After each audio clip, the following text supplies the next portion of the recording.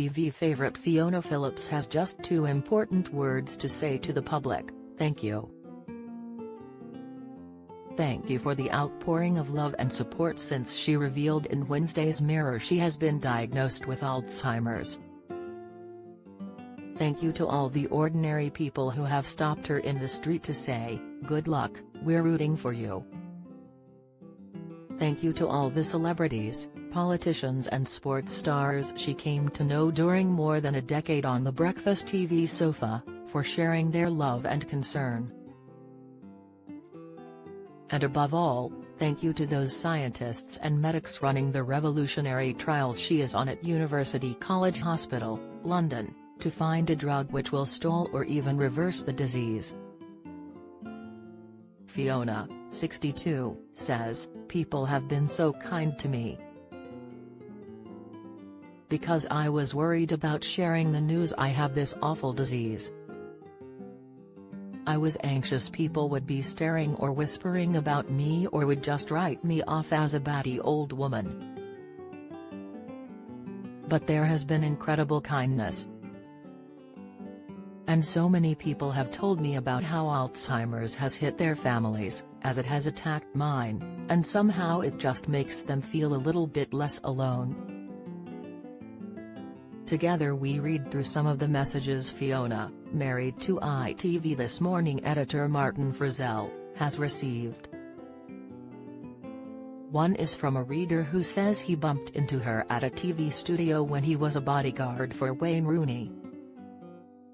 He writes, "She was lovely and bubbly. I still smile when I remember that very brief meeting. I am at the same stage of Alzheimer's as she is now, sadly." Fiona is delighted by the message but full of sympathy for someone sharing her shattering diagnosis. She says, "I remember him. How sweet of him to write." Although Fiona can remember this passing meeting perhaps 20 years ago, events of the last week are far harder for her. When I ask how she felt about seeing her picture and story in the newspapers and on TV this week, she is uncertain. Fiona, who was diagnosed last year after months of brain fog and anxiety, says, "Oh, I didn't really take much notice." Perhaps one of the hardest parts of Alzheimer's in someone as young as her is that much of the time she is the same laughing, gossipy, irrepressible Fiona, articulate and full of stories about the distant past or the exact moment we are in. But the recent past can be lost to her. We read out loud a lovely message from Frank Bruno, Fiona giving it her best impersonation of the boxing champ complete with his trademark laugh. He writes, "As a boxer we accept the fact as we get older we may have dementia or Alzheimer's, but this news did come as a shock." Fiona adds, "It came as a shock to me too. And I don't remember doing any boxing." "Frank used to come on GMTV when I was working there and he was always so lovely. What a great man." Other celebrities and former colleagues also paid tribute to Fiona this week. Holly Willoughby, Piers Morgan, Kate Garraway, Lorraine Kelly and Susanna Reid were joined by politicians including Harriet Harman and Yvette Cooper. Many have called her brave. But she is not so sure about that. Fiona adds, "I'm not brave. I've just got to get on with it. I mean, what's the alternative, to lie down and give up?" But without doubt there is bravery in her, and her family's, decision to speak out about the illness. Fiona says, "I didn't want to make a big thing about it. But then Martin said, 'Do you want to embrace this and what is happening to you? Or do you want to hide away?' And I didn't want to hide away. I want to go out and I want to work."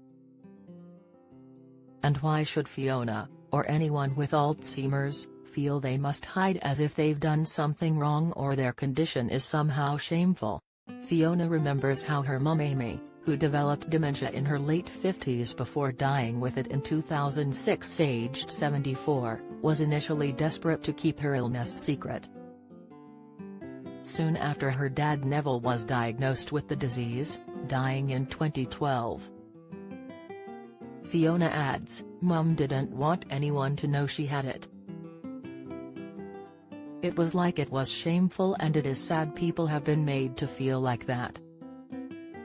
I hope by speaking out it might make it easier for others to talk to friends and neighbors if it is happening in their family." It is the messages from members of the public and readers of Fiona's column in the Mirror, where she has worked for almost 20 years, which bring a tear to her eye.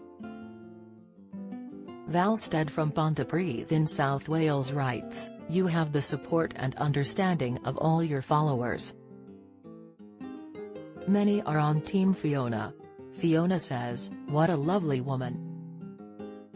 Thinking back to her mum's Welsh roots, she adds, "A lovely Welsh woman." It's clear Amy's presence, and her struggle with Alzheimer's, are permanently close to Fiona. She says, "When Mum had it she just cried all the time and would say, 'Why am I here?' But with Dad it was different. He'd laugh all the time. I'd go and see him and he'd say, 'I saw Father Christmas outside the other day.' I'd say, 'Oh really, what was he like?' 'A really nice bloke actually.' As you'd hope," I'd reply. Of course I went along with it because it would be cruel to say, 'Don't be so silly Dad, of course you didn't see Father Christmas outside.'" Now the Alzheimer's baton in the Phillips family has been passed to Fiona. And although her condition is mild compared to her parents in their later years, there will be times when her children have to go along with her in the way she did for her parents. She is full of praise for sons Nat, 24 and Mackenzie, 21. Fiona says, "The boys haven't said much about it but they are very sweet." Mackenzie, who's still living at home, just says things like, "Don't worry about tidying up Mum, I'll do that, you rest." I guess that's his way of showing he cares. They are lovely boys. Fiona's understanding of how Alzheimer's sinisterly grows until it overwhelms people is clear because of her family's history. She adds, "I do worry about becoming a hopeless old lady not able to do anything for myself." For Fiona, it is important to share the anxieties that come with the disease, and the sense of depression it can bring. She has no intention of sugarcoating this illness for the public. Fiona says, "I am trying to keep smiling and getting on with things, but it is a bloody horrible disease. All I can do is keep hoping these trials will make a difference and help find a cure. We have to stop it massacring families like mine." America's Regulatory Health Authority has fully approved a drug that slows the progression of Alzheimer's, giving hope to millions. Leqembi focuses on a protein in the brain, beta amyloid, believed to be one of the main causes of the disease. It is said to be safe and effective.